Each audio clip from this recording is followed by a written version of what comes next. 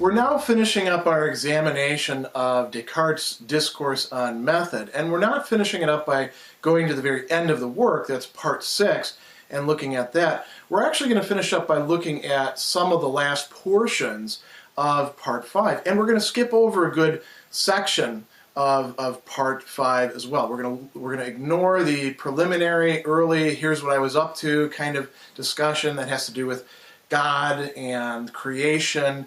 And we're also going to skip over the long discussion about the blood and circulation and the heart, because that isn't really germane to what we're focusing on here. The stuff that's really important for us for this class, where we're thinking about the nature of the human being, the nature of the world, whether God exists or not, the nature of human society, how human beings interact with each other, and also how they interact with their environment and animals and machines, is going to be this set of reflections at the end of part 5. And these have to do with minds, which Descartes thinks that human beings possess, and we'll talk about that in a moment, machines, and animals. He's going to give us some things to think about that are particularly relevant today as we're seeing much more development of technology than Descartes himself perhaps even suspected could take place. Machines that are working on machines, the quest for artificial intelligence or for something like that. And on the other hand, we also have somewhat different attitudes towards animals than was common in Descartes' time. So this should challenge us, but we should also be challenging Descartes as we're thinking about this. We should try to think out some of the implications of what it is that he's saying and whether they would support what he's saying or perhaps even undermine it. So before we go into the very end of part 5, there's one paragraph that I want to call your attention to. It's about midway through the part. He says, examining the functions which as a result of this assumption, what's the assumption? Assumption of how it is that God made things, God made living things, could be present in this body. I found precisely all those which could be in us without our being able to think. So Descartes is making a distinction between mind and body that we've seen him make already, and he's focusing on what can happen within the body without us thinking about it. Those are very important functions. Think about digestion. Think about respiration.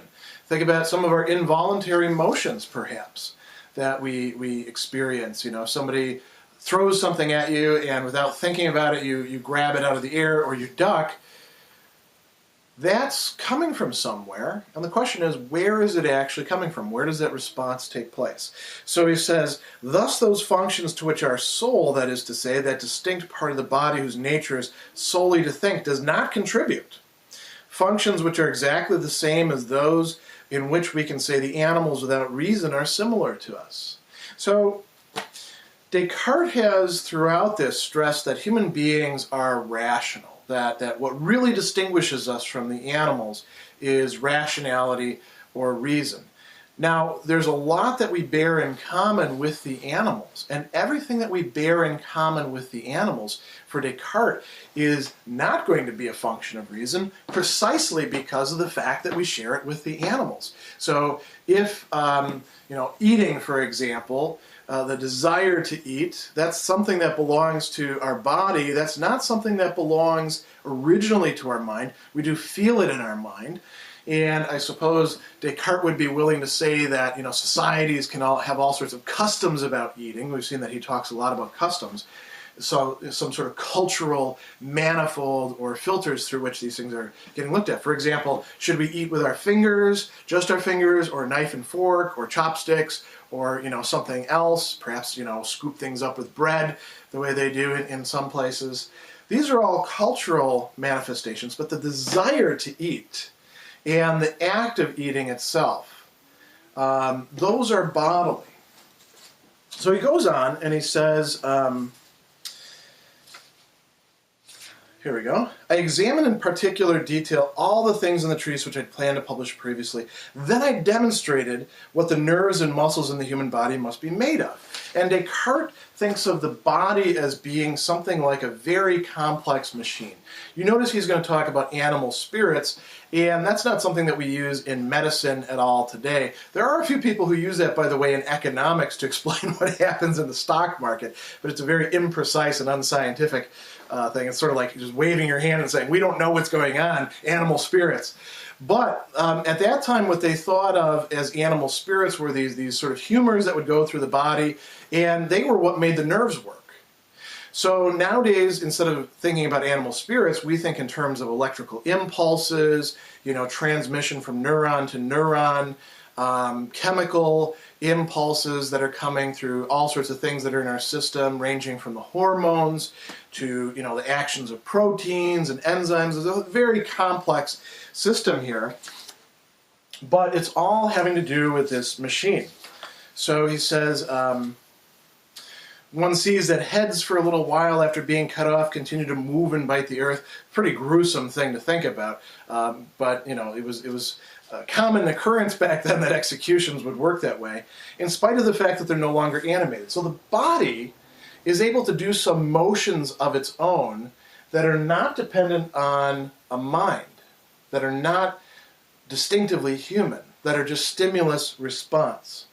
So he says, I also showed what changes must take place in the brain to cause the waking state, sleep, and dreams, how light, sound, smells, taste, heat, and all the other qualities of external objects could imprint various others on the brain through the mediation of the senses. So what Descartes is talking about here is he came up with a theory about how our brain and our mind, which are two distinct things for him, how they work and how they interact. So through the medium of the body, we're able to perceive the outside world. We're able to have thoughts about it. Those thoughts include, just sort of idle thoughts. They also include reasonings, imagination, memory, sense perceptions. Even feelings are actually a type of thought for Descartes. So he says, all these things can happen through the manifold of the brain. So he talks about all these different faculties, and eventually he focuses on something else, which is the will. Now, the will is something mental, and a machine, a body, just a pure body, doesn't actually have a faculty of will. It can move towards things, it can move away from things, but it's being driven by, you might say, its programming, or the mechanism by which it's put together. It's not actually making a decision for itself. So I suppose this is something that I really ought to put here. Anything that we're going to look at as being like will really falls on this side. By the way, the reason why I've got this schema set up like this is that the mind is not really in the body. The mind is somehow connected to the body. Descartes talks about the union of the soul and the body, the union of the mind and the body. And he's treating mind and soul as the same thing here. And the mind is clearly connected more with the brain than with other parts of the body, more directly with the brain. It's actually going to do things through the intermediary of the pineal gland. This is not an idea, by the way, that anybody accepts anymore, but it made sense in Descartes' time, and he gives an argument for that in his On the Passions of the Soul, and if I remember right, in the correspondence with Princess Elizabeth. Be that as it may, there's some sort of interaction that's taking place here. And the mind is something separate from the body. The mind is not located in space and time. It's not broken down into parts, although it has faculties. The body is extended substance. It's a machine. It's a very complicated machine that possesses whatever we want to call life in it, these processes that are going on. So, Descartes says, none of this is going to seem strange to those who know about automata, who know about machines, who know about technology. And perhaps we're better off in our own time, given that we have so many more complicated types of machinery. We're even at the point now where we have people who are trying to create robots that will perfectly mimic human beings, mimic their behavior, respond in ways that they presume human beings would. We have a lot of science fiction things about this as well, ranging from sitcoms in which somebody gets replaced by a robot and then there's, big surprise at the end when sparks fly out of their head, to cartoons, to science fiction movies that are coming from literature that explore the ethical and metaphysical and personal identity implications, like, say, the Blade Runner, or Do Androids Dream of Electric Sheep? Philip K. Dick's story.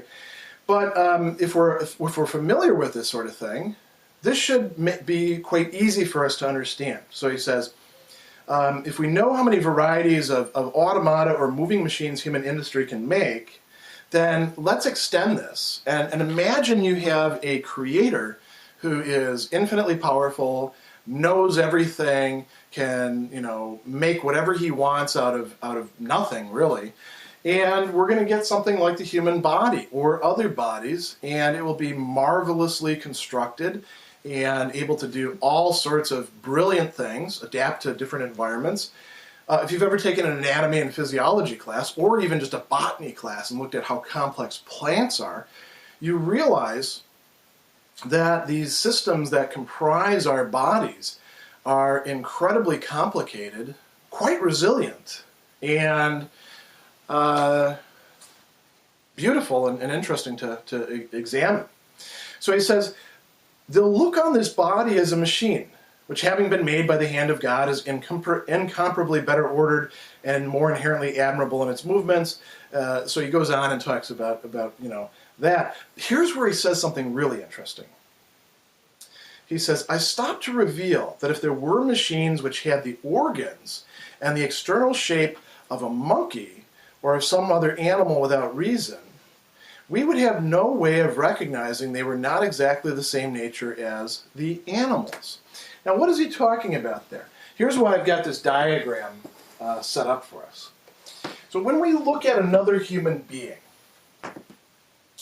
we are perceiving them through the medium of the body, but with our minds, right? And what do we perceive? We perceive their body, and we assume that there's a mind inhabiting that body like our own. Why do we do that? Well, Descartes is going to give us some criteria for reasons why we ought to think that somebody actually has a mind, other than simply having human shape. What happens when we look at a machine?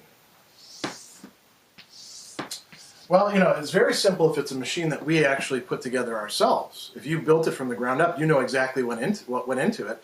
And it doesn't actually have a mind. It might have some sort of governor or some sort of programming. Computers can be incredibly complex. I think about a motherboard, for example, and all the circuitry that goes into it. But you know what? All of that is really just part of the same mechanism. There is no mystery there. There is no hidden part that you can't get to by taking off panels, by digging into it, by focusing in on this portion or that portion. There is no portion of code, even if it's, say, stored in the cloud or something like that, and it's doing it through Wi-Fi, that in principle you could not look at and reduce to some sort of object that you could then represent and fully understand. Not so with a mind. You can never see another person's mind. You can only infer another person's mind. What about animals? Here's where we get to the point that Descartes is going to make. Animals don't actually have minds, according to Descartes. They have brains. So, they've got something in there. But that brain is really just like the mechanism that is running a machine. It's very complex. Depends on the kind of animal we're talking about. If we're talking about, an amoeba, not very complex at all. If we're talking about an arthropod, like a spider or an insect, a little bit more complex, but not terribly complex. When we start getting to higher animals, like human beings, let's take human beings out of there. Higher animals like dogs and pigs and elephants and whales and dolphins and even octopi. Octopi are devilishly clever, aren't they? there we've still got a brain. And everything that that animal is doing that seems to be, you know, spontaneous or adaptive is really just following out the programming that is coming about because of its brain. It could be that the brain is able to adapt to a certain degree to local circumstances, but the causality, as we say, in that case, is that the outside circumstances force the brain to do something different, to configure itself differently, and thus the animal acts in relation to it. So he says, we would have no way of recognizing that robots or machines that were shaped like monkeys were not exactly of the same nature as the animals. Imagine a machine that was made out of flesh. This is not so far-fetched because a lot of our science fiction brings up these sort of things. Robots that are not made out of metal, not made out of plastic, but rather made out of organic materials, and end up looking exactly like, say, an octopus. An octopus robot, as far as Descartes is concerned, would really be indistinguishable from a live octopus. So he says, if there were a machine shaped like our bodies, now we're talking about human beings, which imitated our actions as much as is morally possible, we would always have two very certain ways of recognizing they were not, for all their resemblance, human beings. So there's a fundamental distinction between what we can say about animals and machines, which are really the same sort of thing, and other human beings. How are we going to then tell if a being has a mind? Let's get to that in a moment, but first I want to dwell on what it would be like to encounter something like this. And I want you to think in terms of this video process right now. How do you know that I'm actually a human being and that I'm not just some sort of, robot that's being filmed, or perhaps there's not even a filming process going on. Perhaps I'm just a CGI created, whatever we want to call it, avatar, and there's no human being behind me. There's just some great computer that has a bunch of things stored up in it, and eventually is going to run out of things to say, or perhaps will just generate some random things to say. How do you know that's not the case? You're seeing me through this medium of video. You might say, well, I'll go to the studio and I'll look around and I'll find Dr. Sadler and, I'll shake him, and if bolts don't fall out, well, then I guess he's a human being. That's not really going to help. We need some other criteria. So what are those criteria? Descartes says the first of these is that they would never be able to use words or other signs to make words as we do to declare our thoughts to others. So the being, whatever it is that we're talking about, uses signs to communicate. Oop, ran out of room there. Thoughts to others. So he says, one can easily imagine a machine made in such a way that it expresses words, even that it expresses some words relevant to some physical actions which bring about some change in its origin, in its organs. So you touch it in one spot, and then the machine says what you want it to say. So think of very simple machines, like your See and Say when you're a little kid. You turn it, you wind it up, I forget exactly how the mechanism goes, but you got it on cow, and it says, the cow says moo, and it's a pre-recorded voice, and somebody is actually saying something in the origin, but the machine isn't really saying anything to you. It's not communicating about cow. As a matter of fact, if you take the stickers off and you put them in different places, so that cow would be over here, if the buttons, if the arrow is still pointing at where cow used to be, it's still going to say the cow says moo. We used to screw around with the See and Say when I was younger, just to have fun. So we would, get it going, and it would say the cow says, and then we'd quickly turn it, and they would do, the rooster sound, cock-a-doodle-doo. We would mess up with the mechanism of the machine. We would subvert the machine to make it do things that it wasn't originally designed to do. And was the machine making a mistake? No, because the machine isn't even trying to communicate. It's just doing what it's programmed to.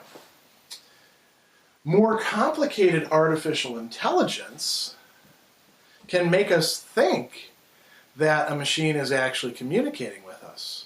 One of the oldest programs in the artificial intelligence game was called ELIZA. and it was meant to replicate what a psychotherapist, a talk therapist in particular, would do with a patient. So you would write something like, "I'm not feeling well today," and then it had a whole random set of things that it could say, but they would incorporate what you put in there and work off of that. So it might say something like, "Tell me why you're not feeling well today."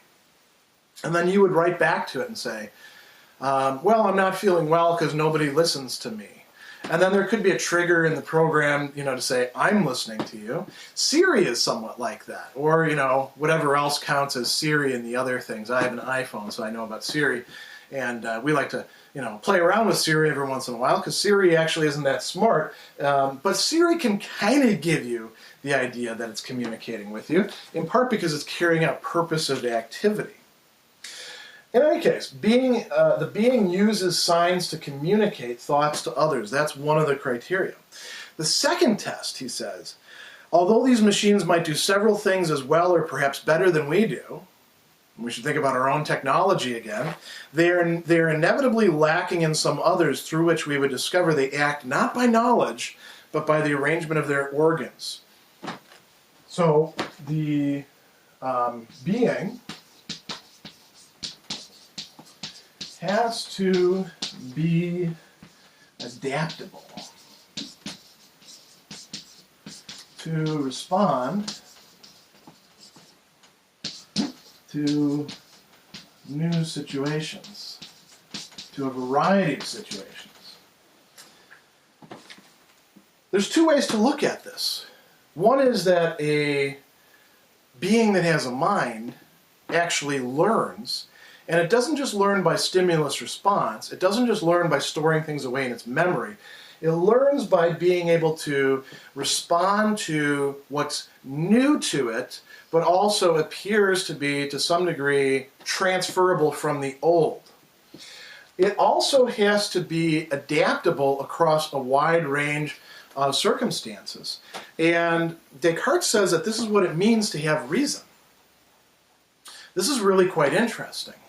Reason, he says, is not a limited tool. Think about all of the other tools that we have. Or if you like, think about your skill sets that you have. Some of the skills that you have are only usable in a very narrow range. So if you're a great soccer player, you might be able to adapt some of that to some other games. Like, some soccer players become NFL kickers. But for the most part, learning soccer is going to be good for playing soccer, and that's about it. You could possibly be good at coaching soccer, I suppose, although that takes other skill sets.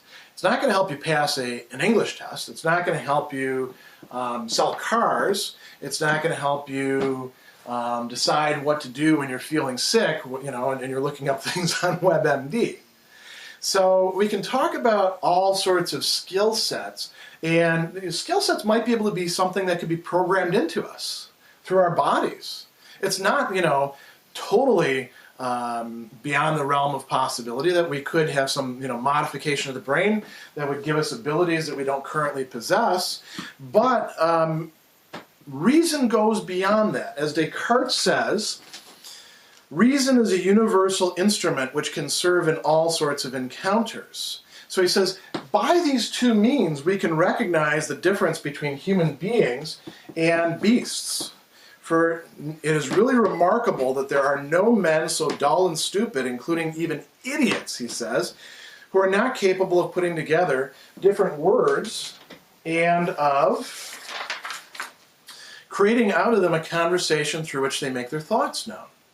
This is something that Descartes says is distinctive to human beings. This ability to use language and this ability to adapt themselves to a wide variety of circumstances.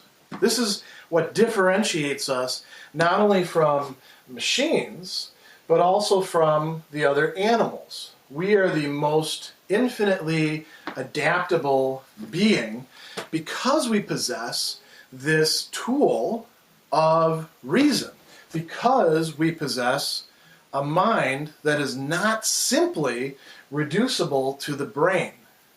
So Descartes is espousing what we call mind-body dualism.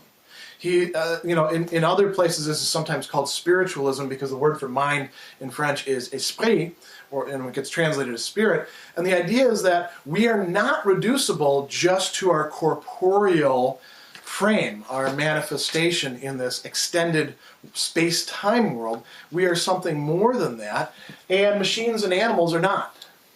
So he says, magpies and parrots can emit words, but they can't talk the way that we can. They don't give evidence that they are thinking about what they're uttering. Whereas people who are born deaf and dumb, think about Helen Keller, for example, develop a language of their own if they have enough stimulation. And he says, not only do animals have less reason than men, or human beings, they don't have any at all. What animals do, they do on the basis of whatever mechanism is within them. That mechanism may be adaptable. It could be changed by us. It could be changed by the environment. The animal may, do things that actually end up producing changes in its basic makeup itself, but it doesn't do so intentionally. It doesn't grow. It doesn't learn. Whereas we are able to work upon ourselves in that way. Animals don't have the kind of self-awareness Descartes thinks that we do. He also counsels we should not confuse words with natural movements which attest to the passions, that is, feelings or emotions, and can be imitated by machines as well as animals. Now that's an interesting idea. So Descartes is saying that, expressions of what we call emotion. So think about dogs, for example. A dog can show you that it loves you. It comes up to you and wags its tail, and its eyes are bright, and it licks your hand. It can show you that it's being a good dog by following the orders that you give it. It can show you that it's sad when it does the wrong thing. I mean, we have dogs that will sometimes, when we're gone, get into food that they're not supposed to get into, and you get home and they're kind of slinking off in the corner. So, we say, well, the dog knows that it did the wrong thing and it feels guilty. Descartes would say that all of that is not the same thing as a human being actually feeling that. We're anthropomorphizing the animals. It's just following its programming, and that programming is really complex and does include these signs for the natural passions: jealousy, anger, fear, surprise, desire, anticipation, happiness, all these sorts of things. Now, what's really interesting there, notice what he said about machines. Machines could do this as well.